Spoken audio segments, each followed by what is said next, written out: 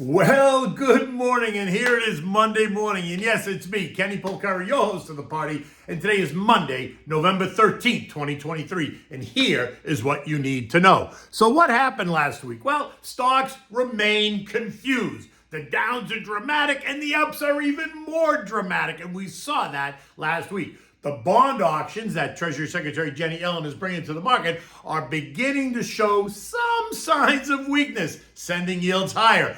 And on Friday afternoon, Moody's downgrades the outlook of U.S. debt to negative, leaving the credit, though, at AAA. The government shutdown is looming this week. Can Mikey Johnson save the day? And that's what investors are going to be asking. And what do we have for dinner tonight? We're having the Scallops bathed in Vermouth.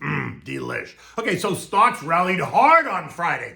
This after they sold off hard on Thursday when JJ told us that it's too early to declare victory against price pressures, right? Thinking inflation, which didn't help Janet's 10-year or 30-year bond auctions, right?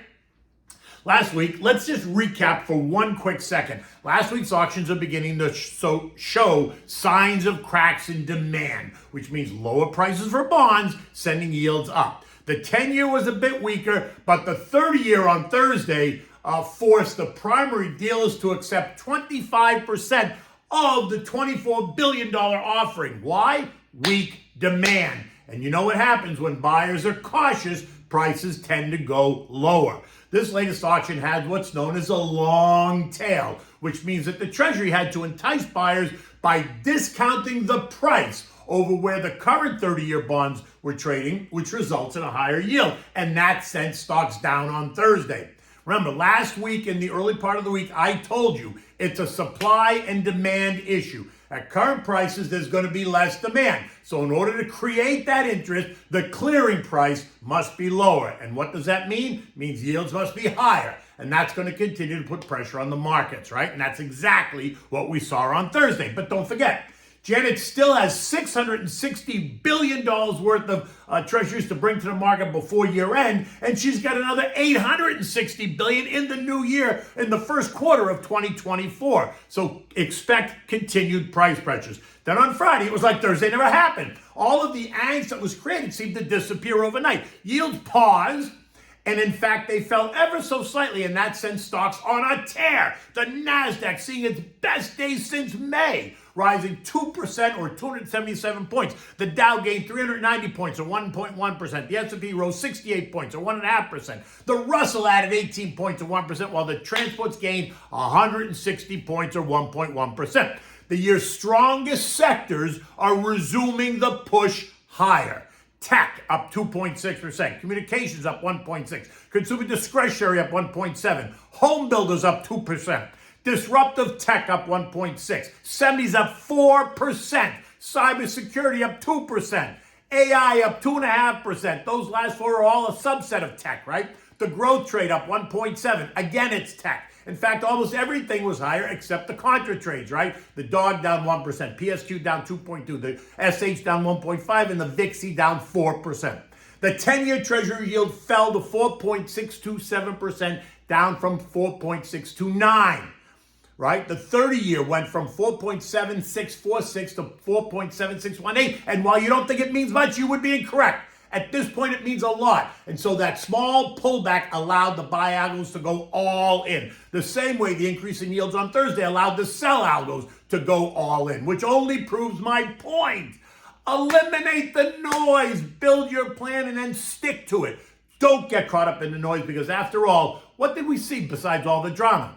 In the end, the S&P began the week at 43.58 and it ended the week at 44.15. It was up over 1% on the week after all the drama, right?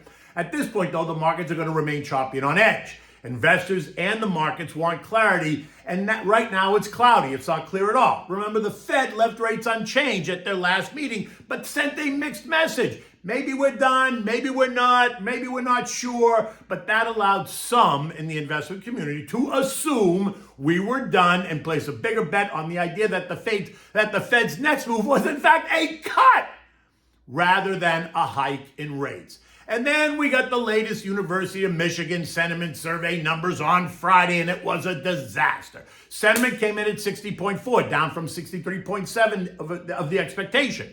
Current conditions at 65.7 versus the expected 70.3. And the one-year inflation expectation rose to 4.4%, up from last month's 4.2, and well above the expectation of just 4%. And the 5 to 10-year inflation expectation jumped to 3.2%, up from 3%. So the first two data points suggest weakness and supports the idea that the Fed can hold the line. While the second two data points suggest that inflation is sticky and expected to remain sticky, and consumers are not convinced that JJ has it under control at all, suggesting that the Fed has, at the very least, to hold rates higher for longer. Again, anything but clear.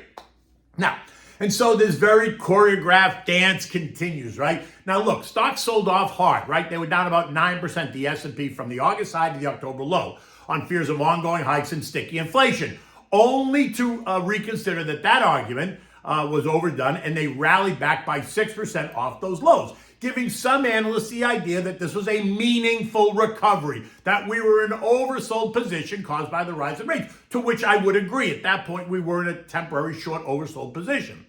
But they're also going to tell you that this recent breakout above 4,400 seals the deal and provides a clear path for higher prices in the weeks ahead. And that's where we diverge. I am not convinced just yet that that's going to happen right now. And so I remain cautious, not panicked, not light my hair on fire, just cautious. And then on Friday afternoon, after the bell, Moody's, you know them, the rating agencies, came out and cut the outlook for U.S. debt from stable to negative, while leaving the credit rating, though, at its highest investment grade, right, AAA. So they had to make a splash and say something to try and remain relevant.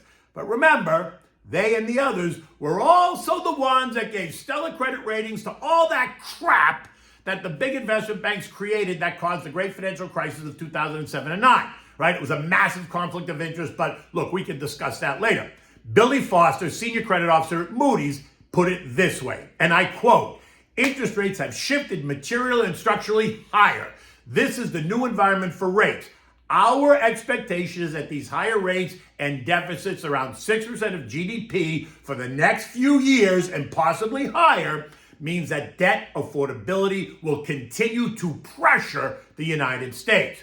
All this as we near another deadline for, guess what? A government shutdown on Friday, November 17th. Now let me remind you, a government shutdown is not a government default. There is zero risk of a default on U.S. debt. Zero. So don't get caught up in the histrionics, right? The U.S. is not defaulting. In the end, markets and investors have paid little attention to the shutdown talk because ongoing continuing resolutions are expected. Just like the one that was passed on September 30th that resulted in the ouster of House Speaker then, Kevin McCarthy. So it's now up to the new House Speaker, Mikey Johnson, to figure it out. And he has a plan, and it's a compromise that also leaves out the hardline cuts to spending and curtailing immigration, right? And that presents a roadblock for a handful of Republicans, and so a shutdown becomes more realistic. And that would only embolden Moody's and the others to waste no time in cutting the debt rating, citing political dysfunction, causing repercussions for both sides. Now look, remember, the bill that raised the debt limit in August calls for 1% cuts across the board if Congress does not pass a budget by January 1st of 2024. Now, over the weekend, we had more conversations about the Middle East and what should happen next. Israel is at war. Hamas needs to be eliminated. Even most of the Arab nations agree with that part of the argument. But this is not going to be easy. Ongoing protests around the world are calling for a ceasefire, yet a ceasefire will only embolden Iran and every other terrorist organization out there, and so the fighting continues. Now, this morning, U.S. futures are a bit lower, right? At 5 o'clock this morning, they're down, but they were well off where they were overnight. The Dow down 6 points, the S&P down 9, the Nasdaq down 45, and the Russell was down 5. The talk this morning is all about the Moody's downgrade, but there is some underlying strength in the markets, right? Over the weekend, the Wall Street Journal ran with an article that outlines the FOMO fear, right? So the FOMO fear is the fear of missing out fear, right? Which they say is going to cause stocks to move higher, at least through the end of the year, because people are afraid they're going to miss it. And while I agree that stocks will rally into the end of the year, I first think we're going to pull back one more time before that happens, and then we're going to rally again and end the year right here, 4,400, 4,450-ish, right? Which only means stick to your plan. Look, if the market backs off, use it to your advantage and buy stocks that are on sale. And if it rallies, don't panic because you're invested, so you're going along for the ride. Now, the threat of a government shutdown is going to hang over the markets and may create some short-term angst and chaos. But remember, it never creates long-term chaos. So don't go down that rabbit hole. Now, Jojo and Cije are expected to meet on Wednesday this week in San Francisco at the APEC Summit, right? The Asia Pacific Economic Cooperation Summit. Expect all kinds of conversation around their meeting, which is not expected to produce anything concrete at all. Now, I heard that the Dems cleaned up the city. They washed the streets and they hit all the homelessness and put on a pretty face for the summit, all in an effort to show how the administration has it all under control in this country as the Pacific leaders come to the west coast of the United States. Now, this morning gold is up $5 at 1942. This after trading right down to sit right on the trend line at 1938 last week, and it found support. A hold here should see gold stabilize. A failure though, could see it test the October lows of 1840. Something I don't think is going to happen, but if it breaks technically, it could. Oil is flat at $77.15 a barrel after testing $75 a barrel last week. The recent weakness being credited to what? Oh, the waning demand out of the U.S. and China, rather than any supply disruption out of the Middle East. Now, the Energy Information Administration sees U.S. crude production rising less than expected next year, but also sees demand in decline. Okay, whatever. I don't see it, but you need to make up your own mind. OPEC is sure to come out and reconsider more production cuts in the new year. That should happen any day now, so let's see what they say. The VIX is holding steady between $14 and $16. Without a spike higher in the VIX, stocks will continue to churn. Economic data this week is all about inflation. Tomorrow brings us the latest CPI report, and Wednesday brings us the latest PPI report.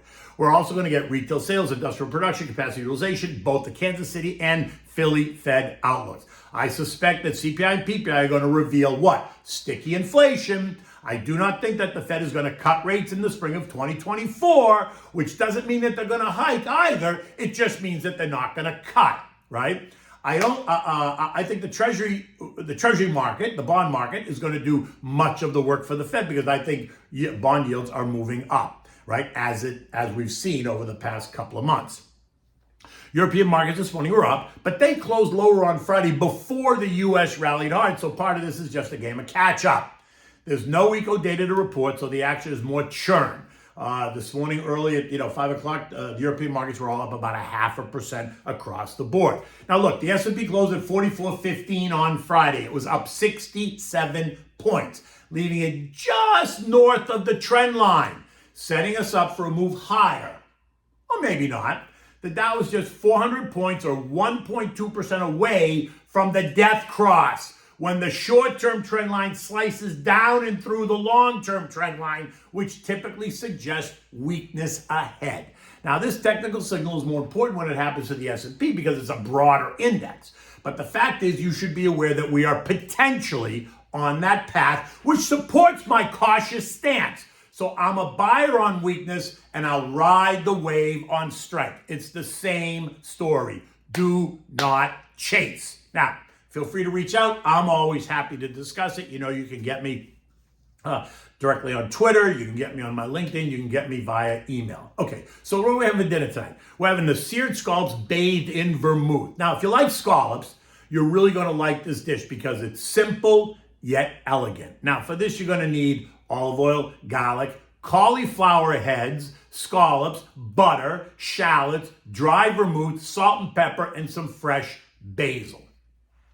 You're going to start by heating up some olive oil in a saute pan, add the sliced garlic, not too much, just, maybe 2 cloves or so, and add the cauliflower, right? Season it with salt and pepper and cook it until the cauliflower is slightly brown, maybe 5 minutes or so. Once it's nice and kind of goldeny, slightly brown, remove it and set it aside. Now, add a bit more olive oil to the saute pan, heat it up. When it's nice and hot, Add the scallops, right, that you've seasoned with salt and pepper. Careful, don't crowd them because it sucks the heat out of the pan. Sear for about 2 or 3 minutes, flip them over, cook for another 2 minutes or more. Then remove them and set aside. Repeat if you need to. Now, after you've done all the scallops, add some butter back to the same pan along with the sliced shallots. Cook until they're soft and the butter begins to brown. Not long. You're going to add then about a half a cup of dry vermouth and scrape the bottom of the pan, right? Bring it to a boil. Now add back the cauliflower, reduce the heat to medium, and cover and let it cook for about 5 minutes or until the cauliflower becomes tender. Then add the scallops to reheat only, no more than a minute or two. Serve immediately on a warmed plate. Garnish it with fresh basil and enjoy this with a chilled, dry white wine. Nothing really fruity. You know me. My go-to is the Pinot Grigio Santa Margherita. I'm always happy to serve that for dinner because it's my favorite go-to. In any event, look at this. It's an absolutely beautiful Monday morning here in South Florida. Temperature is going to be in the high 70s, low 80s today, and the sky is going to be clear. It might actually even be a beach day as we move into the afternoon. We'll see. We'll see how work goes. We'll see what the market does. In any event, until tomorrow, take good care.